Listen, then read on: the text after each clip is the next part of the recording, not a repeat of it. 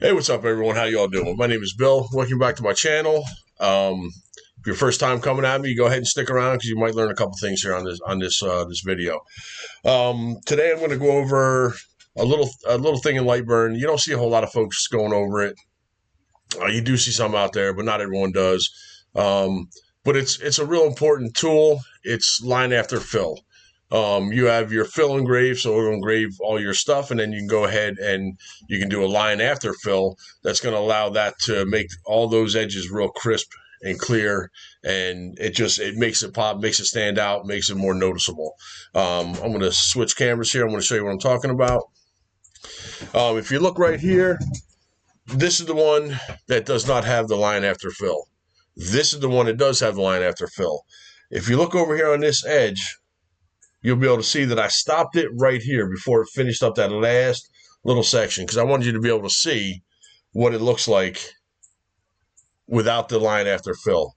It's the same color, the same engrave as what the one on the left is. It just looks darker because of that line after fill. It's a real nice feature in Lightburn that if you're not touching up on it, you really need to be, because it's going to make your stuff stand out and be noticeable more than other folks. If you went to a flea market or a craft show or something, and you saw two wooden coasters, one of the wooden coasters was the one without the line after fill, the other one is the one with the line after fill, you're going to notice a big difference in it, and you're definitely going to go to the one with the line after fill. It just makes it stand out. Nothing wrong with the one without the line after fill. It just don't stand out. It's more blah. It's there. It looks nice, but once you do that line after fill, as you can see right here, that darker just really makes it stand out. Where that one, yeah, it looks good, but it looks way better if you take the time and the effort to do that line after fill. It doesn't take much time, but it does take a little bit of time, and the results are worth it. So if you're going to a craft fair, you want to make sure that your stuff stands out more than the next one over. That's what line after fill is going to do for you. This is roses, but you can do them on every material and every project. It doesn't matter what the picture is. Pretty much it's going to come out and it's going to look real nice. So you definitely want to utilize that line after fill.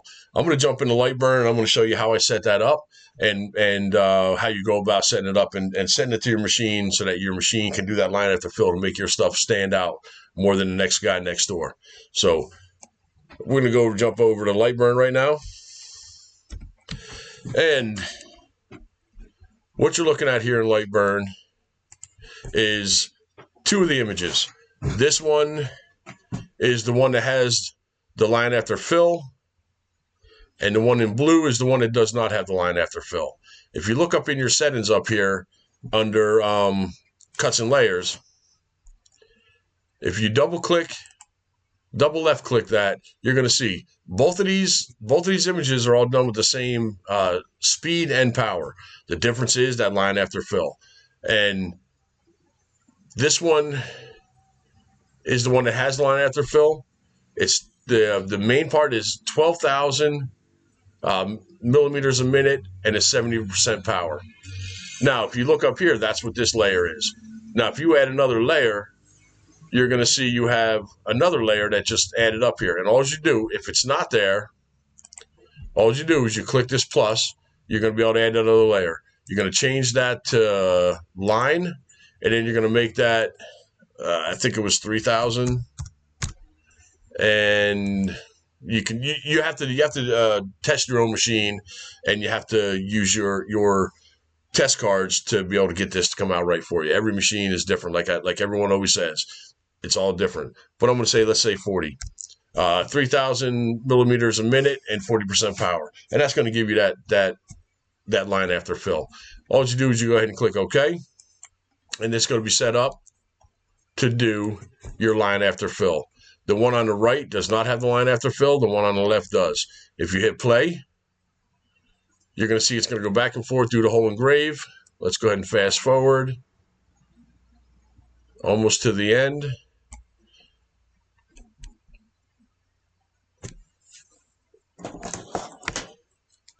And now you can see it's doing the line after fill. You see that going across there. Let me slow this down just a little bit. You can see right now what it's doing. It's going around and it did all the, let me go back just a little bit. Once it finishes up the engrave,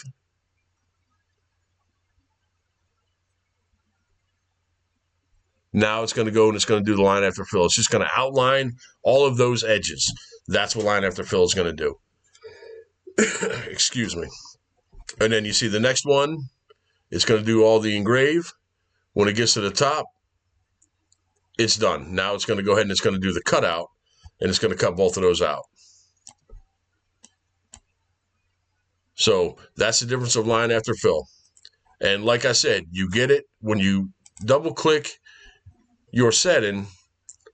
You're going to change your settings in here to that's your main part. That's what's going to be your main engrave. And then you add that box. You can add up to, I think it's 10 of them in here. You can add another, if you want to do a crosshatch, you can add another one in here. That could be crosshatch if you wanted to make it to where it's going to go, it's going to go right to left, and then it's going to go up to down.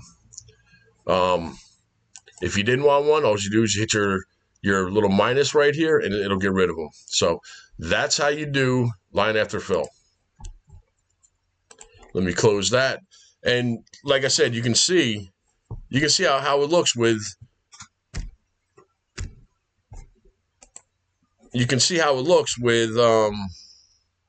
with that line after fill. It just looks so much darker, so much more detailed. It's the same engrave. All that's the same color, but that line after fill is what just makes it stand out. I'm going to take a picture at the end. You'll be able to see it a little bit better, obviously, and you'll be able to see exactly what I'm talking about. But that's what line after fill is. It's a really, really nice feature in Lightburn. And if you're not using it, then you really need to be using it. It's just such a nice feature. Like I said, if you go to a craft show and you sit down next to somebody who has one without the line after fill, as you can see it, and the one with the line after fill, the one next door, you're going to buy the one with the line after fill because it just makes it look so much nicer. So that would be for wooden coasters, obviously.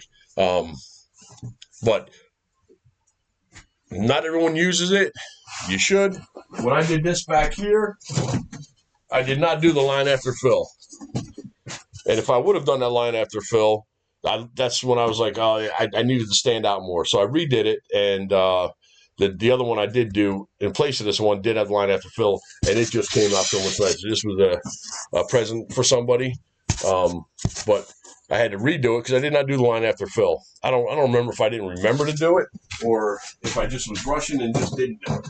But that would have made that look so much nicer, so much cleaner. It would have stood out more than if I didn't do it. If I would have took that couple minutes just longer just to do it, it would have came out so much nicer. But that's going to be my video for today. Just a quick one. Line after fill versus no line after fill. You can see it is much nicer. So, but that's how you set them up. I appreciate y'all watching the video. If you got something out of it, give me a thumbs up. Go ahead and subscribe to my channel, and drop a comment. You can share this with other things. You know, let's get this to grow more. But that's in my spiel for trying to get, you know, thumbs and, you know, likes and all that. You guys know what to do. Just hit it. It don't take no time. Doesn't cost any money. Just go ahead and hit it. But that's it. I appreciate y'all watching.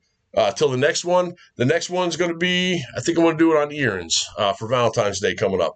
So I'm going to have a video out here real shortly on earrings, and just go ahead and look for that video to come out shortly.